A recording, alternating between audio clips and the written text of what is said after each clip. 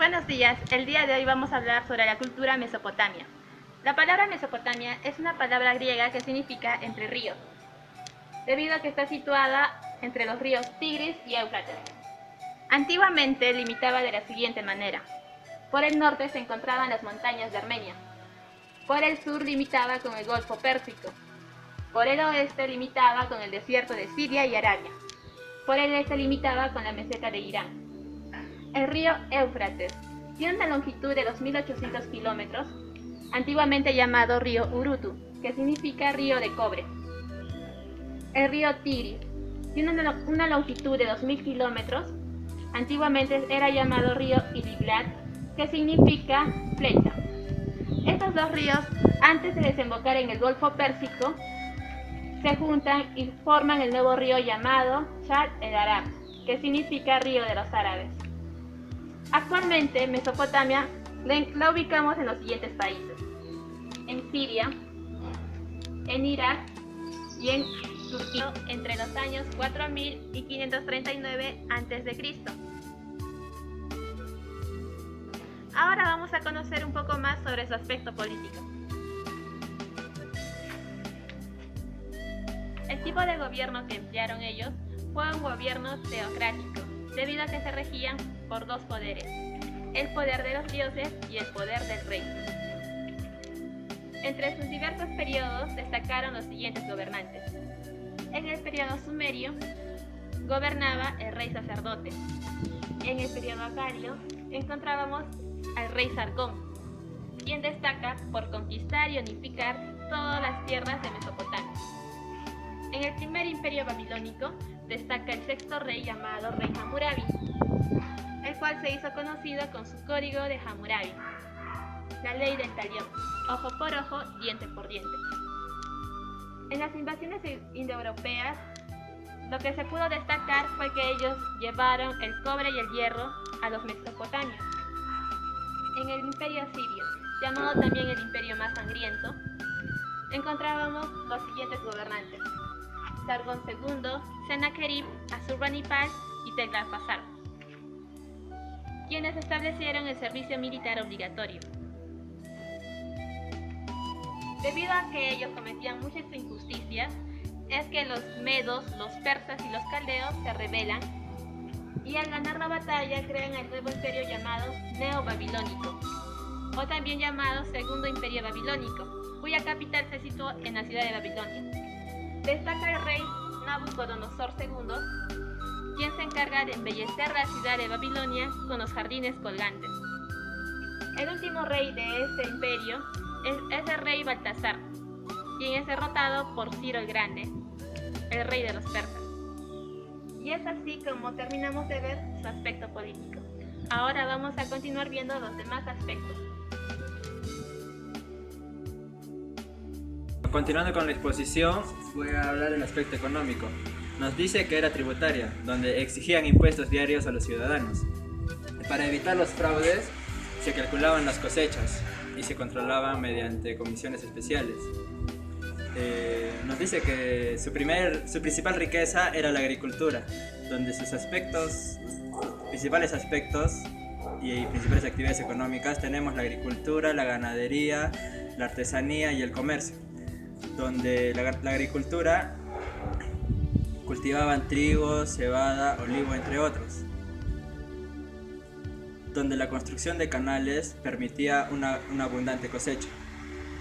En la ganadería dice que se basaba en la crianza de ovejas, cabras y vacas, y más tarde la de los caballos. En la artesanía se trabajaba la lana, el metal, la alfarería y la orfebrería.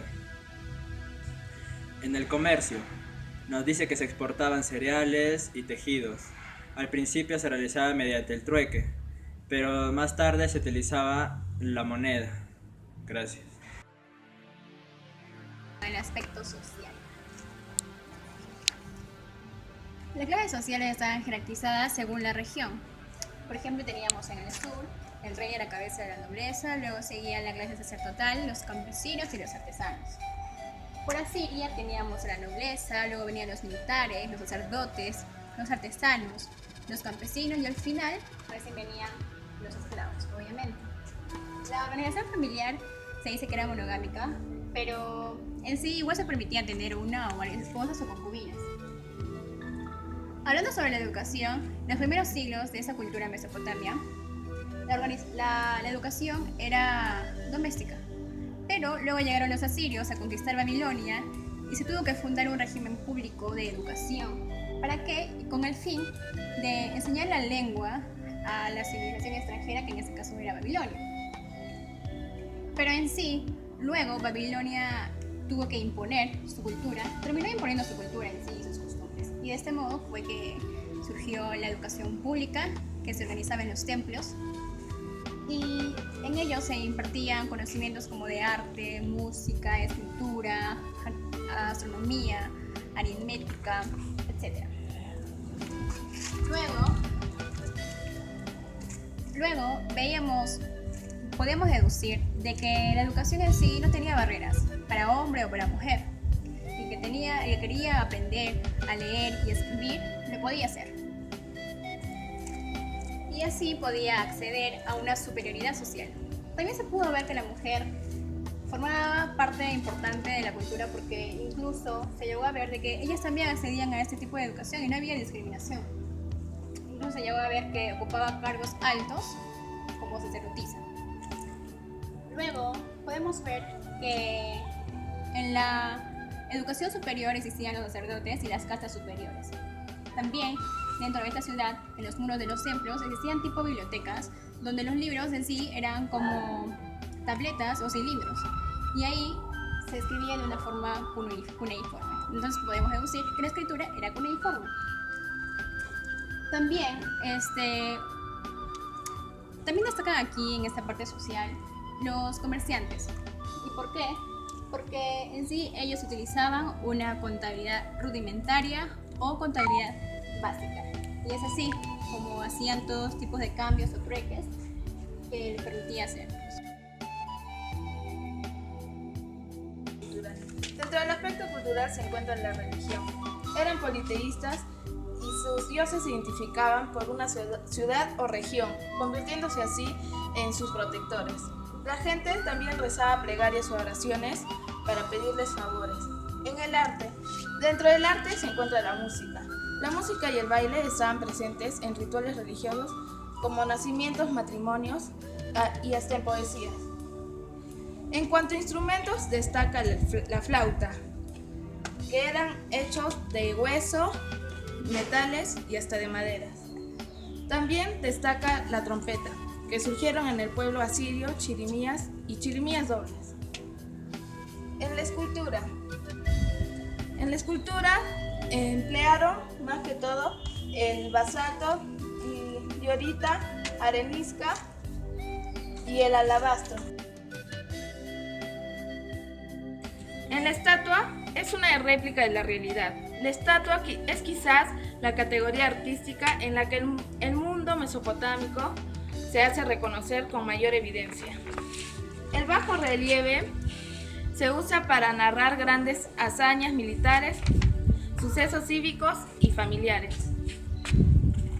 En la pintura fue estrictamente decorativa y es cromáticamente pobre. Solo prevaleció el blanco, el azul y el rojo. En el deporte, lo más destacable es un texto que recoge el entrenamiento del caballo. Gracias. Tenemos lo que es el aspecto tecnológico. Dentro de este aspecto tenemos la arquitectura, lo cual nos dejó como características el uso de pequeños ladrillos de adobe, los cuales eran secados al sol, una técnica de arco de medio punto, el cual era un arco semicircular que se apoyaba en dos soportes y una bóveda de cañón. En sus construcciones utilizaban el mármol como recubierta, vidriado o balastro al exterior y pinturas y relieves al interior. Entre sus principales tipologías tenemos los palacios, sobre los que tenían varias terrazas, también varios patios, y se encontraban rodeados de un muro en cuyas puertas se colocaban las figuras de toros alados como protección y decoración, que son como estas imágenes. Entre sus templos tenemos numerosos templos, los cuales eran para los diferentes dioses que tenían. Entre los más destacados viene a ser el templo de Siguratos. Dentro del desarrollo tecnológico tenemos que por la dificultad de su terreno no podían hacer cimientos, por lo que su terreno, las construcciones que se hacían eran en lugares pantanosos. Se utilizó también un sistema abovedado, el cual era un sistema de muros de carga, los cuales utilizaban arcos y bóvedas que construían sin cibra, apaisando los ladrillos para que no se cayeran al ser colocados o rellenando el espacio que tenían entre ellos con materiales que puede ser barro y paja, hasta que la bóveda estuviera completamente terminada. Este sistema daba lugar a espacios estrechos y largos. Para esto utilizaban el ladrillo que inventaron, al igual que el arco y el adobe. Esmaltaban estos ladrillos para grandes ocasiones y componían también mosaicos pintados en colores vivos. Los muros portantes no permitían ventanas, lo cual la luz que entraba hacia ese lugar era una luz cenital. Tenían también un sistema adintelado, lo cual construyeron también con vigas y pilares, siendo habituales en construcciones monumentales que tenían en esa cultura. En ese sistema se construía la estructura basándose también en un muro portante y de cerramiento exterior, apoyando las vigas en él y en unos pilares de madera al exterior, que se apoyaban para situar el perímetro del patio. Otro de los aportes que tuvieron esta cultura viene a ser la rueda, entre otras la moneda, la astrología y la astronomía, los cuales tienen las primeras nociones de estas dos ciencias, y un primer código de leyes, aparte del arado y una que también se trataba la irrigación artificial. Esta cultura fue la gran variedad de disputas que tuvieron, incluso para llegar al poder, y esto obviamente provocó que hubieran demasiadas guerras.